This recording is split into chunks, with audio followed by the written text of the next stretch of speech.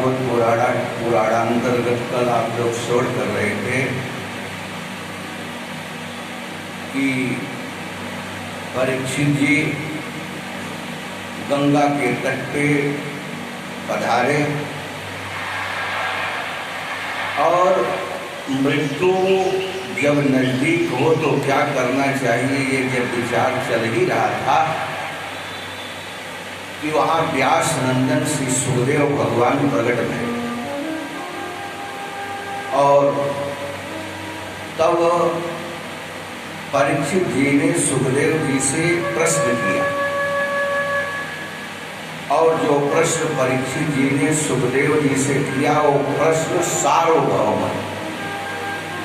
कल भी हमने अंत में निवेदन किया था कि श्री परीक्षित जी चाहते तो सुखदेव जी से ये भी कह सकते थे कि हमारी मृत्यु 7 दिन में होने वाली है, हमारे मृत्यु का कोई उपाय आप बताएं। अगर ये बात परीक्षित जी कहते तो ये परीक्षित जी का निजी प्रश्न होता, लेकिन परीक्षित जी ने कहा अतः परीक्षा संसिद्धि योगिनां परमं गुरुं पुरुषस्य यत् कार्यं म्रियमाणस्य सर्वथा। ये बताइए कि मरण धर्मा प्राणी का क्या प्रश्न है। तो सुखदेव जी परीक्षित जी के इस प्रश्न को सुन के बड़े विमुग्ध हो गए और गदगद होके बोले बरिया नासते प्रश्न कृतो लोकहितो नृप आत्मविसम्मतः पुंसां श्रोतव्यादेषु यः परः। देखिए पहला शब्द सुखदेव जी के मुखारविंद से वह शब्द निकला वरीयामासते प्रश्न, क्योंकि ये ब्रह्मानंद में मस्त रहने वाले, तो जो अंदर रहेगा वही तो बाहर निकलेगा। और तब बड़े प्रसन्न हो गए, कहा कि देखो राजन तुमने लोक हित में बड़ा सुंदर प्रश्न किया, क्योंकि ये जो जीवन मिला है ये जीवन केवल नींद और संसार का काम करके भोग में ही जीवन बिताने के लिए मनुष्य देह नहीं मिला। जितना उम्र प्राप्त होती है उस उम्र में से तो थोड़ा समय हम लोगों का आधा समय रात में बीत जाता है निद्रा में, और कुछ समय बचा तो परिवार के भरण पोषण के लिए कार्य करने में समय बीत जाता है। इसलिए सुखदेव जी ने कहा कि हे परीक्षित, जो प्राणी वास्तव में मृत्यु भय से मुक्त होना चाहते हैं उनको 3 बातों का अभ्यास करना चाहिए। तस्मात् भारत सर्वात्मा भगवान ईश्वरो हरि श्रोतव्यः कीर्तितव्यस्य स्मरस्य जिक्षता भयम्। देखो जो मृत्यु भय से मुक्त होना चाहते हैं उनको चाहिए श्रोतव्य कीर्तितव्य से ज्यादा कड़पुटों के माध्यम से भगवान के विषय में सुन। अच्छा पहले सुनने की बात कही गई, क्यों? क्योंकि सुनने में आदमी स्वतंत्र है और कहने में आदमी स्वतंत्र नहीं। कहने में कभी कभी ऐसा भाव आ जाता है कि बाड़ी रुध जाती है, इसलिए पहले कहा कि सबसे पहले ज्यादा से ज्यादा भगवान के चरित्र और भगवान के लीला के विषय में सुने। श्रोतव्य कीर्तितव्यस्य, और जब सुनते सुनते सुनने में खूब मन लग जाए तो उस कथा को फिर मनन करके दूसरों को भी सुनाना चाहिए। क्योंकि जैसे अगर सोने से आभूषण बनाना हो, लोहा से अनेक औजार बनाना हो, तो कठोर लोहा और कठोर सोना से आभूषण और औजार तब तक नहीं बनेगा जब तक वो खूब पिघल के तप न जाए। और जो ही आग में तपा के सोना को खूब पिघला दिया जाता है तो सोना जो कठोर रहता है वो जब खूब पिघल जाता है तो उससे अंगूठी अनेक तरह के आभूषण बनाए जाते हैं। लोहे से अनेक तरह का जब वो खूब पिघल जाता है, आग पे तपा दिया जाता है तो उससे अनेक प्रकार के औजार बनाए जाते हैं।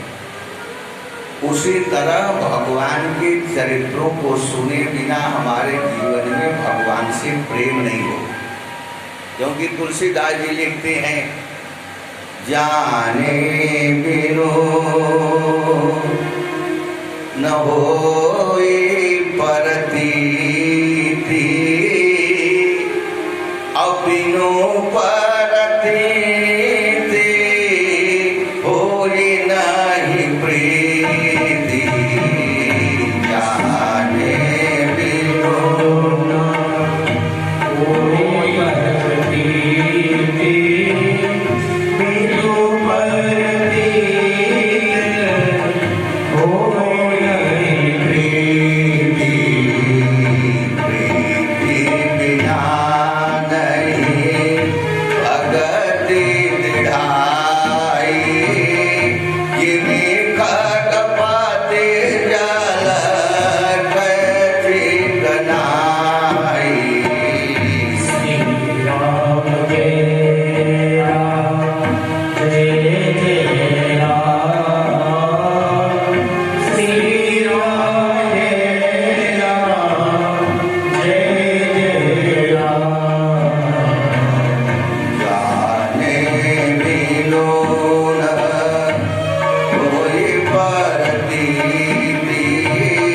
जाने बिनु होई परतीति,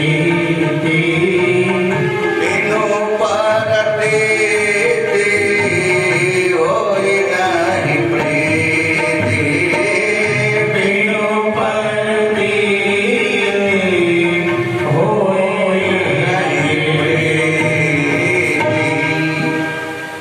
अब हम लोग भगवान के विषय में कब जानेंगे? जब समय निकाल के भागवत सुनेंगे, तब पता चलेगा कि हमारे भगवान जैसा कृपालु और दयालु कौन है। हम भगवान के विषय में कब जानेंगे? जब हम राम कथा सुनेंगे तो पता चलेगा कि हमारे राम जी कितने दयालु हैं। क्योंकि ऐसे कृपालु और दयालु के प्रभाव, स्वभाव और दयालुता का परिचय कथा में मिलता है। और कथा सुन के जब हम देखते हैं कि कथा में पता चलता है कि भगवान इतने कृपालु दयालु हैं तो उनमें प्रीति पैदा होता है। इसलिए कहा गया कि इतना बड़ा, इस कथा की इतनी बड़ी महिमा है कि परीक्षित जी स्वयं अपना अनुभव कर रहे हैं। पर निष्ठितो विनय गुण्यम पुत्रमिश्लो कलीलया गृहीत चेता राजर्षि आख्यानम यतधीतवान। अरे भगवान के गुणों में ऐसी शक्ति है कि जो सुखदेव जी कह रहे हैं कि गृहीत चेता राजर्षि, मैं भगवान के उन गुणों को सुन के खींचा खींचा दौड़ के आ गया। जो इतना मेरे अंदर था, भगवान के ऐसे गुणगण में इतनी शक्ति है कि मैं खींचा खींचा आ गया। अब परीक्षित जी ने जब ये सुखदेव जी ने ये कहा तो परीक्षित जी ने कहा कि अरे समय तो बहुत कम है, अरे 7 दिन के अंदर ही मृत्यु होने का श्राप ऋषि कुमार ने दिया है। तो देखिए कुछ वैद्य और डॉक्टर की विशेषता होती है कि डॉक्टर और वैद्य के पास आप जाओ किसी रोग से व्यथित होके, रोग से ग्रसित होके, तो डॉक्टर वैद्य आपको बात बात में ऐसी बात कह देंगे कि आपको लगेगा कि कुछ रोग ही नहीं है। और कई डॉक्टर वैद्य तो ऐसे होते हैं कि वो जब आपको कोई रोग से कोई आदमी व्यथित और ग्रसित होके गया तो इतना लंबा चौड़ा व्याकुल कर देंगे कि अरे यहाँ तो इसका उपचार ही नहीं। लेकिन 14 वर्षीय श्री सुखदेव जी का आत्मबल देखे कि सुखदेव जी ने कहा करे तुम 7 दिन की बात कर रहे हो, लेकिन मुहूर्ता सर्वमुसृज्य गतवान भयं हरिमो तप्तातै कौरव्यं सप्ताहं जीवितावधि। अरे 1 सप्ताह तो बहुत ज्यादा समय। अरे 1 मुहूर्त में खड़वांग ने मुक्ति पाली। अब बताओ, तो 1 मुहूर्त में खड़वांग नाम के राजा ने जब मुक्ति पाली तो तुम्हारे लिए तो 7 दिन का समय बहुत ज्यादा है। अब ऐसा ज्यों ही बात कहा तो सुखदेव जी के मुखारविंद से जब परीक्षित जी ने ये सुना कि 7 दिन तो बहुत है, तो उनका आत्मबल और बढ़ गया।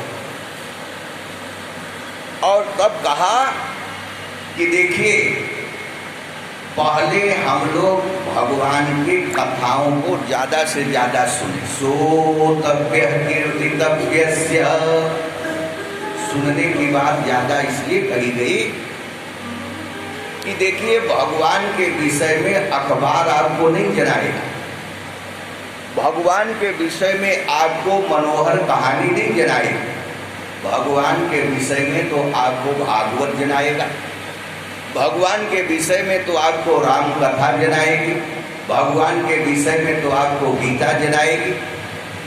इसलिए समय निकाल के जब सुने तो कहा कि सुनते सुनते सुनने की महिमा सबसे ज्यादा कही गई।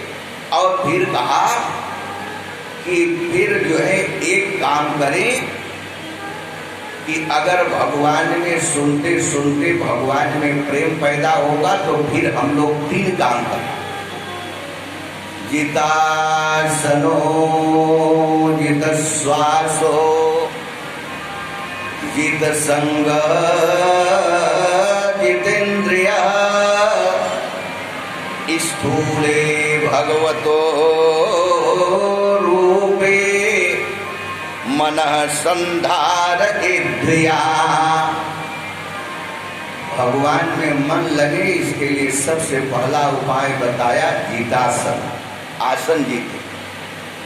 अच्छा, आसन जीतने की बात क्यों कही? आसन जीतने की बात इसलिए कही कि देखिए, जब तक जो आसन, जिस आसन पे आप ज्यादा समय बैठ सके, चाहे सुखासन हो, चाहे वज्रासन हो, चाहे पद्मासन हो, चाहे जो भी आसन हो, आपके शरीर के हिसाब से जो आसन उपयुक्त है उस आसन पर ज्यादा समय बैठने की आदत डालें। पहला आसन जीतने की बात इसलिए कहा कि अगर हम आसन नहीं जीतेंगे तो हमारा ध्यान कभी पैर पर जाएगा, कभी पीठ पर जाएगा, कभी कहाँ जाएगा। इसलिए पहले में कहा कि जितासनो, जिस आसन में हमारा शरीर गवाही दे और सुख से जिस आसन में हम ज्यादा समय बैठ सके, पहले प्रयास करें कि आसन जीते। फिर दूसरा उपाय कहा जितासनो जित श्वासो, श्वास पर नियंत्रण करें। श्वास का संबंध हमारे मन से होता है। देखिए, जब आप कभी क्रोध आता है तो क्रोध में हमारा जो है ये श्वास कितना तेज चलने लगता है। तो श्वास पर विजय प्राप्त करें कैसे? प्राणायाम के द्वारा, क्योंकि प्राणायाम परमं बलम रेचक पूरक कुंभक। ये जो प्राणायाम की विधि बताई गई है, इस प्राणायाम के द्वारा हम श्वास पर नियंत्रण करें। और फिर कह रहे हैं जितासनो जित श्वासो जित संग जितेन्द्रिय। फिर इंद्रियों को जीतने की बात करें, क्योंकि इंद्रियां भी जब हमारे वश में रहेगी तब जो है हम उस इंद्रिय पर विजय प्राप्त करके भगवान तक पहुंच सकते हैं। ऐसा नहीं, एक बार एक आदमी आधी रात को मोटरसाइकिल बहुत तेज गति से चलाता हुआ चला जा रहा था।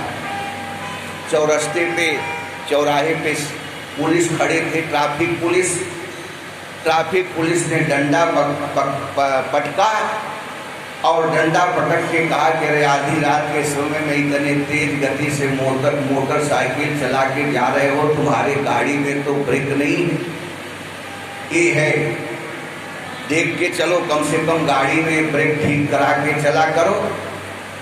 तो मोटरसाइकिल चलाता हुआ जो आदमी था उसने कहा कि साहब आप हमारे सामने से हट जाओ, ब्रेक ही नहीं, हमारे गाड़ी में लाइट भी नहीं।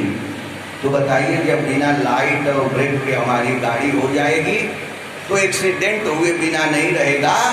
इसलिए जित संग जितेन्द्रिय, इंद्रियों को बस में करें, क्योंकि देखना इंद्रियों के न घोड़े बड़े, देखना इंद्रियों के न घोड़े बड़े, उसमें हरदम संयम के घोड़े लगे, उसमें हरदम संयम के घोड़े लगे।